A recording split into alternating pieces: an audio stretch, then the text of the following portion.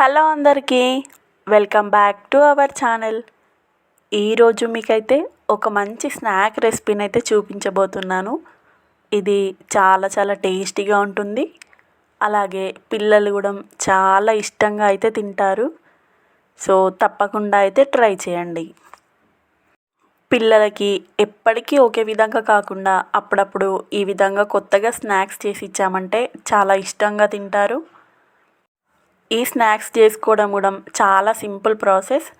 వీటిని మనము టమాటో కెచప్తో తిన్నామంటే టేస్ట్ అయితే చాలా బాగుంటుంది. తప్పకుండా అయితే ట్రై చేయండి. అదేవిధంగా మన ఛానల్ని ఇంకా సబ్స్క్రైబ్ చేసుకొని వాళ్ళు ఎవరైనా ఉంటే సబ్స్క్రైబ్ చేసుకోండి.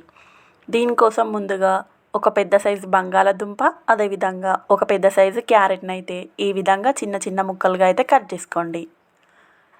ఇప్పుడు ఒక కుక్కర్ని అయితే తీసుకొని ఈ ముక్కలని అందులో అయితే వేసుకోండి.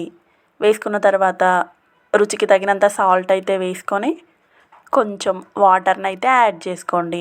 యాడ్ చేసుకొని దీనిపైన మూతనైతే పెట్టుకొని స్టవ్ ఆన్ చేసి ఒక 3 విజిల్స్ వచ్చే వరకు అయితే ఉంచండి.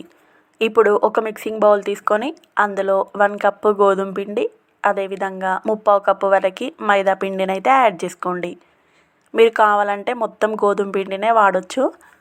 ఇందులో రుచికి తగినంత సాల్ట్ అయితే వేసుకొని ఒకసారి ఈ విధంగా అంతా కలుపుకోండి.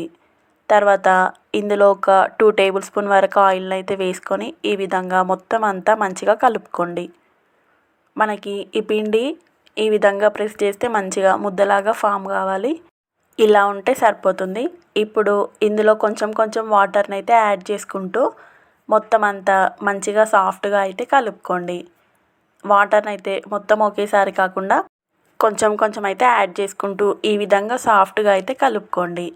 కలుపుకొని ఈ పిండిని ఒక 5 మినిట్స్ అయితే మూత పెట్టి పక్కన పెట్టండి. ఇప్పుడు 3 విజిల్స్ తర్వాత మనకి ఈ పొటాటో అండ్ క్యారెట్ చూడండి చాలా మంచిగా ఉడికినాయి. ఈ విధంగా మెత్తగా ఉడకాలన్నమాట. చూడండి పొటాటో కూడా చాలా మంచిగా అయితే ఉడికింది. ఇప్పుడు స్టవ్ ఆన్ చేసుకొని ఒక కడాయిని అయితే పెట్టుకోండి. అందులో ఒక 2 to 3 టేబుల్ స్పూన్ అయితే ఆయిల్ వేసుకోండి. వేసుకొని ఆయిల్ హీట్ అయిన తర్వాత 1/2 టేబుల్ స్పూన్ మెంతులు, జీలకర్ర, ఆవాలు వేసుకొని ఇవి కొంచెం వేగిన తర్వాత ఇందులోనే 2 పచ్చిమిర్చీలను చిన్నగా కట్ చేసుకొని వేసుకోండి. అలాగే ఒక ఆనియన్ని కూడా ఈ విధంగా చిన్నగా కట్ చేసుకొని వేసుకోండి. ఇవి కూడా కొంచెం ఫ్రై అయిన తర్వాత ఇందులో 1/2 టేబుల్ స్పూన్ పసుపు, అదేవిధంగా ఒక చిన్న సైజు టమాటోను కూడా దాంట్లో ఉన్న సీడ్స్ తీసి యాడ్ చేసుకోండి. ఇవి కూడా కొంచెం ఫ్రై అయిన తర్వాత మనం ఇందాక ఉడికించి పెట్టుకున్న ఈ బంగాళదుంప మరియు క్యారెట్ని కూడా వేసుకోండి. వేసుకొని అంతా ఒకసారి అయితే ఈ విధంగా మంచిగా కలుపుకోండి. కలుపుకున్న తర్వాత ఇందులోనే సాల్ట్ అయితే వేసుకోండి. ఆల్రెడీ మనము బంగాళదుంప క్యారెట్లో వేసుకున్నాం కాబట్టి కొంచెం చూసుకొని యాడ్ చేసుకోండి. ఇందులోనే రుచికి తగినంత కారము, అలాగే మిరియాల పొడి, అదేవిధంగా 1/2 టేబుల్ స్పూన్ ధనియాల పౌడర్ని కూడా యాడ్ చేసుకోండి. యాడ్ చేసుకొని మొత్తం ఈ విధంగా అంతా కలుపుకోండి. కలుపుకొని మనకైతే ఆలూ స్మాషర్ ఉంటుంది కదా, దాంతోనైతే వీటిని మొత్తం ఈ విధంగా అనుకోండి. మనకు ఆల్రెడీ పొటాటో మరియు క్యారెట్ మంచిగా మెత్తగా ఉడికినాయి కాబట్టి మనకి ఈ ప్రాసెస్ అయితే తొందరనే అయిపోతుంది. ఈ విధంగా మొత్తం అన్నిటినీ ఈ విధంగా స్మాష్ చేసుకున్న తర్వాత స్టవ్ అయితే సిమ్లో ఉంచుకొని 1 నిమిషం పాటు అయితే ఉడికించుకోండి. ఇందులో చివరగా కొత్తిమీరని అయితే యాడ్ చేసుకొని మొత్తం అంతా ఒకసారి అయితే కలుపుకోండి. కలుపుకున్న తర్వాత స్టవ్ అయితే ఆఫ్ చేసి దీన్ని మిక్సింగ్ బౌల్లోకి అయితే తీసుకొని చల్లార్చుకోండి. ఇప్పుడు మనమైతే పిండి ఒక 5 మినిట్స్ తర్వాత చూడండి మనకి ఈ విధంగా అయింది. దీన్ని మరొక్కసారి మంచిగా కలుపుకోండి. కలుపుకున్న తర్వాత చిన్న చిన్న ముద్దలుగా అయితే చేసుకోండి. అన్నిటినీ ఇదే విధంగా అయితే చేసుకోండి. చేసుకున్న తర్వాత ఒక ముద్దనైతే తీసుకొని పొడి పిండి చల్లుకుంటూ చపాతీ కర్రతోని ఈ విధంగా చపాతీలాగా అయితే చేసుకోండి. మరీ బాగా పల్చగా కాకుండా మామూలుగా అయితే చేసుకోండి. చేసుకొని మనం ఇందాక ప్రిపేర్ చేసుకున్న ఈ స్టఫింగ్ని అయితే ఇందులో ఈ విధంగా పెట్టుకోండి. పెట్టుకొని ఈ కార్నర్స్కి అయితే కొంచెం కొంచెం వాటర్ని అయితే అప్లై చేసుకోండి. వాటర్ని అప్లై చేసిన తర్వాత వీడియోలో చూపిస్తున్న విధంగా నెమ్మదిగా అయితే ఫోల్డ్ చేసుకోండి. ఈ విధంగా మొత్తం అంతా ఫోల్డ్ అయితే చేసుకోండి. ఇలా ఫోల్డ్ చేసుకుంటూ కాస్త ప్రెస్ చేసినామంటే మనకి ఆయిల్లో వేసినప్పుడు కూడా విడిపోకుండా ఉంటుంది. సో మరీ ఎక్కువగా కాకుండా లైట్గా ప్రెస్ చేస్తే సరిపోతుంది. మనకి ఈ విధంగా ఉంటే సరిపోతుంది. సేమ్ అన్నిటిని కూడా ఇదే ప్రాసెస్లో అయితే చేసుకోండి.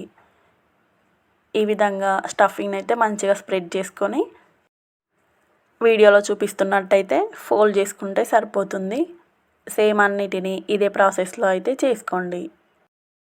మీకు మరొకసారి అయితే చూపిస్తున్నాను. ఈ విధంగా అయితే ఫోల్డ్ చేసుకుంటే సరిపోతుంది.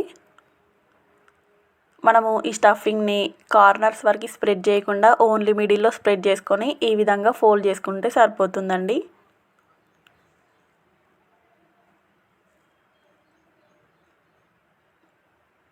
సేమ్ అన్నిటినీ ఇదే ప్రాసెస్లో అయితే చేసుకోండి. ఈ విధంగా చేసుకున్న తర్వాత ఇప్పుడు స్టవ్ అయితే ఆన్ చేసుకొని డీప్ ఫ్రైకి సరిపడా ఆయిల్ని అయితే పెట్టుకోండి. ఆయిల్ మంచిగా హీట్ అయిన తర్వాత వీటిని అయితే ఒక్కొక్కటిని ఈ విధంగా అయితే వేసుకోండి. స్టవ్ మీడియం ఫ్లేమ్లో ఉంచుకొని కాల్చుకోండి. వన్ సైడ్ కాలగానే ఇంకొక సైడ్ కూడా ఈ విధంగా టర్న్ చేసుకోండి. మనకి ఆల్రెడీ లోపల స్టఫింగ్ అనేది కుక్ అయింది కాబట్టి వీటికైతే టైం కూడా ఏమి ఎక్కువ పట్టదు. సో తొందరనే డీప్ ఫ్రై అయిపోతాయి. ఈ విధంగా 2 సైడ్స్ కూడా మంచిగా కాలిన తర్వాత తీసుకుంటే సరిపోతుంది. సేమ్ అన్నిటిని ఇదే ప్రాసెస్లో అయితే చేసుకోండి. అంతేనండి, మనకైతే ఎంతో టేస్టీగా ఉండే స్నాక్స్ అయితే రెడీ అయిపోయినాయి. పిల్లలైతే చాలా చాలా ఇష్టంగా తింటారు. సో తప్పకుండా అయితే ట్రై చేయండి. అలాగే మరి మీకే విధంగా వచ్చిందో కామెంట్ అయితే చేయండి. ఇలాంటి మరెన్నో మంచి వీడియోస్ కోసం మన ఛానల్ని అయితే సబ్స్క్రైబ్ చేసుకోండి. Thank you for the watching.